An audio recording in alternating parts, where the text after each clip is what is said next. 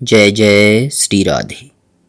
प्यारे भक्तों, सदा सर्वदा परमात्मा को ही याद करना चाहिए। जिस प्रकार गोपियां पत्ते पत्ते में अपने इष्ट देव भगवान का दर्शन करती थीं, ऐसे ही भगवान हमारे साथ गुप्त रूप से चलते फिरते उठते बैठते हैं, सदा ही साथ रहते हैं। ऐसा अनुभव करते रहो। भगवान को हर वक्त याद रखने का उपाय यह है कि ज़्यादा से ज़्यादा नाम जप और सत्संग करना चाहिए। नाम जब भी याद नहीं आवे तो माला की संख्या बढ़ानी चाहिए। वैराग्य करने से भगवान का ध्यान अच्छा होता है और ध्यान का अभ्यास भी होता है। इस प्रकार भगवान को थोड़ा थोड़ा देखेंगे तो फिर अधिक हो जाएगा। एक भक्त ने सेठ जी से पूछा, भगवान की आज्ञा पालन का क्या उपाय है? सेठ जी बोले, भगवान की आज्ञा हमें 3 प्रकार से मिलती है। पहली महापुरुषों द्वारा, दूसरी शास्त्र द्वारा और तीसरी हृदय द्वारा प्रेरणा। भगवान की आज्ञा के ये 3 द्वार हैं। भगवान जो कुछ विधान करें उसमें प्रसन्न रहें।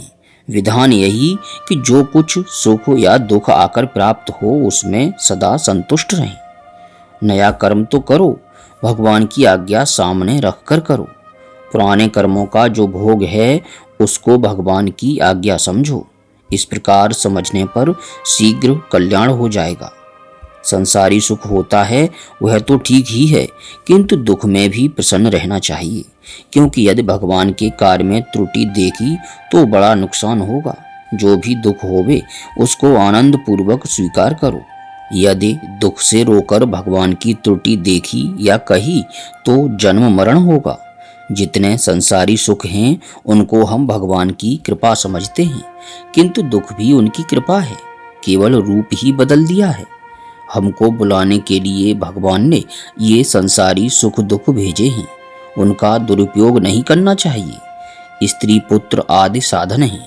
साधन इस प्रकार कि इनको भगवान के मार्ग में लगा देवें, यानी हमको मदद के लिए दिए हैं, ऐसा सोचकर उनको सेवा में लगा देवे। प्रारब्ध के भोग में यदि दुख आए तो प्रसन्न होना चाहिए। कोई भी व्याधि होवे, शरीर में कष्ट होवे तो ऐसा सोचना चाहिए कि उत्तम कर्म, सेवा, तप, भजन आदि में तो परिश्रम करना पड़ता है, उससे भी अधिक लाभ उसमें होगा कि हम दुख को तप मानने लगें। प्रिय साधकों, व्याधि से पूर्व का पाप तो नाश हुआ ही और उससे परम तप का फल भी मिला, क्योंकि जब तप तो करना पड़ता है और यह तप तो हमारा प्रारब्ध ही है, ऐसा सोचकर उसको परम तप मान लें। केवल मानने से ही वह व्याधि परम तप हो जाती है। इसलिए भगवान की राजी में अपनी रजा होनी चाहिए, रहनी चाहिए।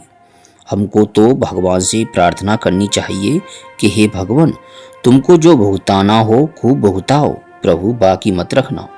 भीष्म जी कहते हैं, प्रार्थना करते हैं, हे भगवान, मैंने जितने पाप किए हैं वे सब पाप शरीर में अभी आ जाएं, मैं चुकाने को तैयार हूँ।